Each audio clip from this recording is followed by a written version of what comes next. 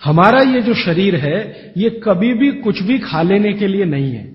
तो बागवती जी कहते हैं कि जब जठर में अग्नि सबसे ज्यादा तीव्र हो उसी समय भोजन करें तो आपका खाया हुआ एक एक अन्न का हिस्सा पाचन में जाएगा और रस में बदलेगा और रस में से मांस, मज्जा, रक्त, वीर्य, मल, मूत्र, मेद और आपकी अस्थियां, इनका विकास होगा। तो कभी भी कुछ ना खाएं। ये पद्धति भारत की नहीं है, ये यूरोप की है। यूरोप में डॉक्टर्स हैं, वो हमेशा कहते हैं कि थोड़ा थोड़ा खाते रहो, कभी भी खाते रहो। हमारे यहां ये नहीं है। तो आपको दोनों का अंतर समझाना चाहता हूं। बागवती जी कहते हैं कि खाना खाने का समय निर्धारित करें और समय निर्धारित होगा उससे जब आपके पेट में अग्नि की प्रबलता हो, जठर अग्नि की प्रबलता हो। बागवती जी ने इस पे बहुत रिसर्च किया और वो कहते हैं कि 1.5-2 साल की रिसर्च के बाद उनको पता चला कि जठर अग्नि कौन से समय सबसे ज्यादा तीव्र होती है। तो वो कहते हैं कि जब सूर्य का उदय होता है तो सूर्य के उदय होने से लगभग 2.5 घंटे तक जठर अग्नि सबसे ज्यादा तीव्र होती है। तो बागवती जी कहते हैं कि इस समय सबसे ज्यादा भोजन करें। वो तो एक जगह यहां तक कह देते हैं कि आप अगर संभव हो तो 9:30 बजे के अंदर ही लंच करें, माने ब्रेकफास्ट गायब। वो ये कहते हैं कि सुबह 9:30 बजे तक अगर आपने भरपेट भोजन किया है तो इसमें से जो कुछ भी बनेगा वो एक एक बूंद, एक एक अन्न का टुकड़ा, एक एक दाने का टुकड़ा आपके शरीर के लिए उपयोगी होगा। बागवती जी ने एक और रिसर्च किया था कि शरीर के जो अलग अलग अंग हैं, जैसे हृदय है, हृदय, और जैसे जठर है, जठर, जैसे किडनी है, जैसे लीवर है, इनके काम करने का अलग अलग समय है। जठर अग्नि के काम करने का सबसे अच्छा समय है 7 से 9:30, सूर्योदय से 2.5 घंटे तक। फिर इसी तरह से हृदय, हृदय के काम करने का समय है सबसे ज्यादा ब्रह्म मुहूर्त से 2.5 घंटे पहले।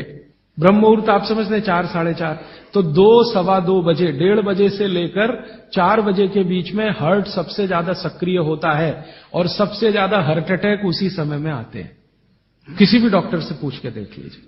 इसलिए 99% हार्ट अटैक अर्ली मॉर्निंग्स में ही होते हैं। इसी तरह हमारा लीवर है, इसी तरह किडनी है। हर शरीर के अंग का काम करने का एक निश्चित समय है, प्रकृति ने तय किया है, उसको भगवान ने तय किया है। तो आपका जठर अग्नि है, ये सबसे अच्छा 7 से 9:30। तो आप भरपेट खाना खाइए। हैवियर से हैवियर होना चाहिए, भारी से भारी। जितना खाते हैं ज्यादा भी खा लीजिए, कोई फर्क नहीं पड़ता। सुबह के नाश्ते में भरपेट खाइए। फिर वो कहते हैं दोपहर का भोजन अगर आप कर रहे हैं तो इसको थोड़ा कम करिए नाश्ते से। अब सीधे से मैं कहता हूं, अगर आप सवेरे 6 रोटी खाते हैं तो दोपहर को 4 ले लीजिए और शाम को 2 ले लीजिए। तो बागवती जी कहते हैं कि सब कुछ सवेरे खाओ। आपको जो ज्यादा अच्छा लगता है खाने में, मैं आपको एक वाक्य में कहता हूं, जो चीज सबसे ज्यादा पसंद है वो सुबह खाओ। आपकी जीभ स्वाद के लिए मचल रही है, रसगुल्ला पसंद है तो सुबह खाओ, रबड़ी खानी है तो पसंद है तो सुबह खाओ, जलेबी खानी है तो सुबह खाओ, इमरती खानी है तो सुबह खाओ। अगर आपको आलू का पराठा खाना है या गोभी का पराठा खाना है, जो भोजन आपको सबसे ज्यादा पसंद है वो सुबह खाओ, पेट भर के खाओ। पेट की संतुष्टि हुई, मन की भी संतुष्टि होती है। और बागवती जी कहते हैं कि भोजन में मन की संतुष्टि पेट की संतुष्टि से ज्यादा बड़ी है। मन हमारा जो है ना, ये खास तरह की वस्तुओं से या हार्मोन से या एंजाइम से संचालित है। मन को आज की भाषा में डॉक्टर्स लोग जो गिनते हैं ना, हालांकि वो है नहीं, लेकिन उन्होंने जो कहा है वो पीनियल ग्लैंड के बारे में है। ये जो पीनियल ग्लैंड है ना, इसमें से बहुत सारा रस निकलता है जिनको हम हार्मोन्स कह सकते हैं, कुछ एंजाइम्स है। ये संतुष्टि के लिए सबसे आवश्यक ग्लैंड है पीनियल ग्लैंड। तो भोजन अगर आपको तृप्त करता है, भोजन में एक तो पेट भरना है और एक तृप्त होना, तृप्त करेगा तो पीनियल ग्लैंड आपकी सबसे ज्यादा सक्रिय है। तो जो भी रस और एंजाइम चाहिए शरीर को, नियमित रूप से समान अंतर पे निकलते रहते हैं। और जो भोजन से तृप्ति नहीं है तो गड़बड़ होती है पीनियल ग्लैंड, और पीनियल ग्लैंड की गड़बड़ी पूरे शरीर में पसर जाती है और आपको तरह तरह के रोगों का शिकार बना दे। अगर आप तृप्त भोजन नहीं कर पा रहे हैं तो निश्चित रूप से 10-12 साल के बाद आपको मानसिक क्लेश होगा और रोग होंगे। मानसिक रोग बहुत खराब है। आप सिजोफ्रेनिया के शिकार हो सकते हैं, डिप्रेशन के शिकार हो सकते हैं, आपको कई ऐसी गंभीर बीमारियां हो सकती हैं। भागवत जी कहते हैं कि आप भोजन करते हुए अगर संतुष्ट नहीं है तो 27 तरह की बीमारियों से ग्रसित हो सकते हैं। अब मैंने ये भागवत जी के सूत्र को चारों तरफ देखना शुरू किया तो मुझे पता चला कि मनुष्य को छोड़कर जीव जगत का हर प्राणी इस सूत्र का पालन कर रहा है, क्योंकि मनुष्य को मैं मूर्ख मानता हूं। हालांकि मनुष्य अपने को होशियार समझता है, लेकिन मनुष्य से ज्यादा होशियार ये जीव जगत के प्राणी हैं। आप चिड़िया को देखो, चिड़िया कितने भी तरह की चिड़िया, सवेरे सूरज उगते ही उसका खाना शुरू हो जाता है, खूब जम के खाती है।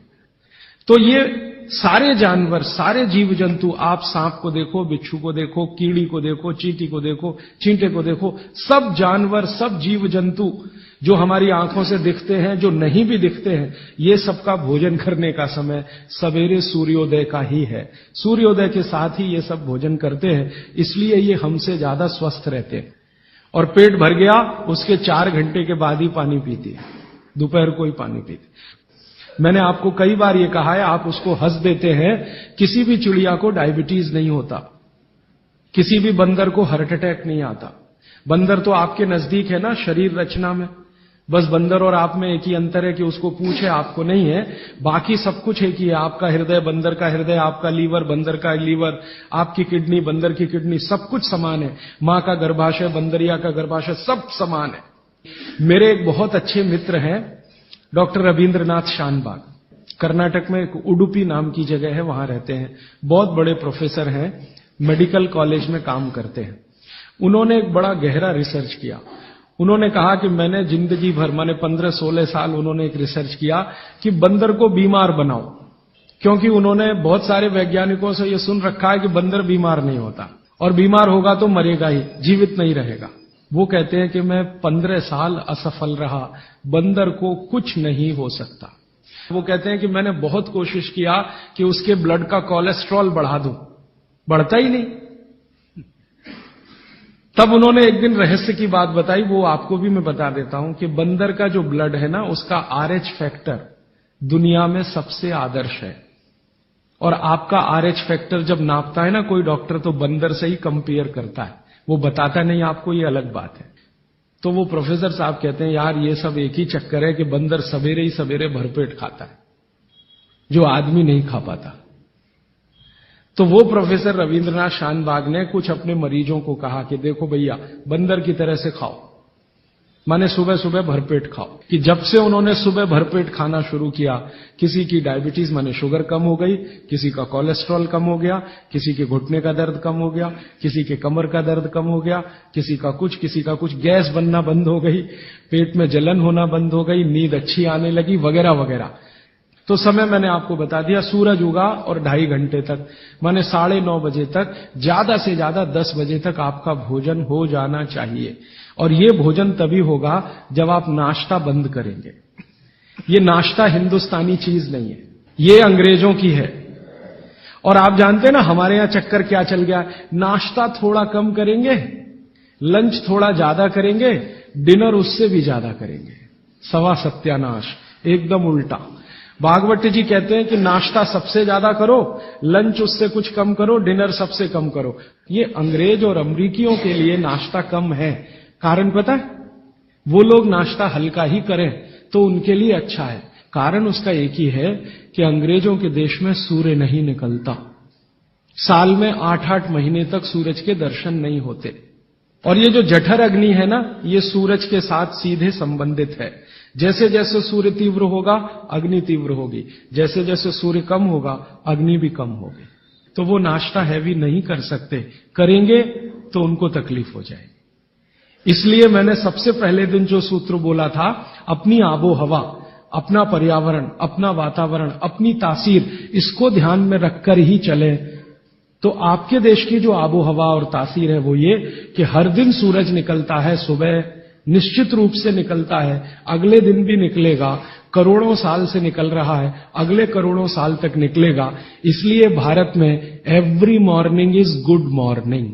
यूरोप वाले तरसते हैं गुड मॉर्निंग के लिए, अच्छी सुबह होती नहीं वहां, इसलिए हर एक आदमी दूसरे को विश करता है may I wish you to have a good morning. इसलिए वो गुड मॉर्निंग वाले लोग हैं।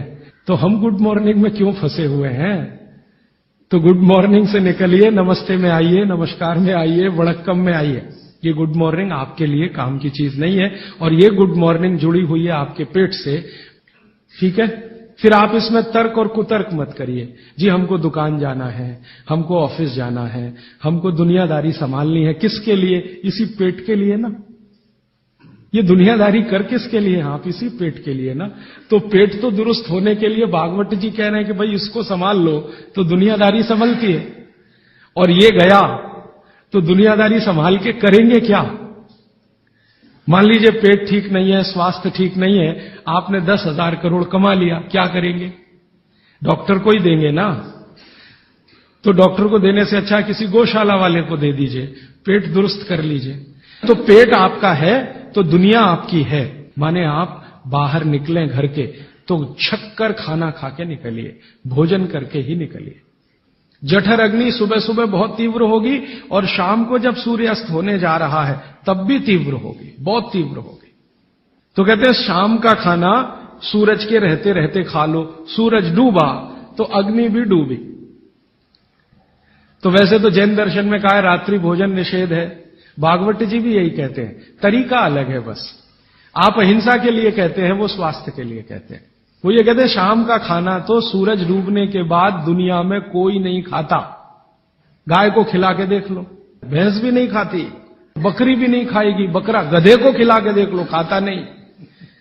हाँ, बिल्कुल नहीं खाता। आप खाते हैं तो आप अपने को कंपेयर कर लीजिए कि किसके साथ हैं आप। कोई जानवर, कोई जीव राशि सूरज डूबने के बाद खाती नहीं, तो आप क्यों खा रहे हैं? अब कितना पहले? तो भागवत जी ने उसका कैलकुलेशन दिया 40 मिनट पहले। 6 बजे डूब रहा है तो 5:20 तक। फिर कहेंगे जी रात को क्या? तो रात के लिए भागवत जी कहते हैं कि एक ही चीज है जिसमें सबसे अच्छा उन्होंने दूध कहा है।